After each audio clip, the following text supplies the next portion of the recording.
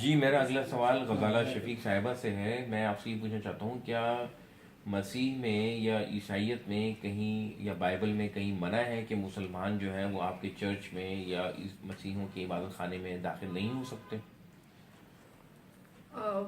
Bible مقدس میں کہیں بھی منع نہیں ہے.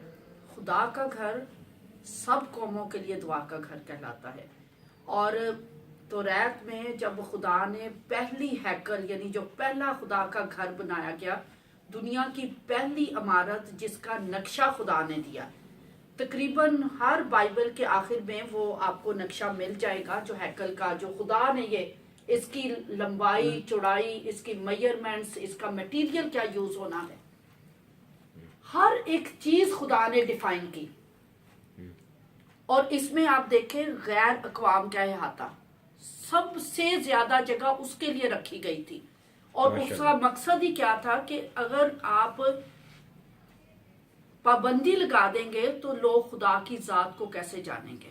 اور خدا کا گھر وہ جگہ ہے جہاں پر لوگ ملتے ہیں. جیسے بھائی ابو شارق نے کہا، اور میں بہت خوش ہوں کہ ملائیشیا میں مسجدیں اوپن ہیں کہ سب جا سکے. یہاں پر شاید ٹیررزم کی وجہ سے حالات کچھ تبدیل ہیں، خوف کا شکار ہے چرچ والے بھی اور ہمارے مسلمان بہن بھائی بھی. لیکن خدا جو ہے بائبل مقدس میں ہے کہ خدا نے دنیا سے ایسی محبت رکھی.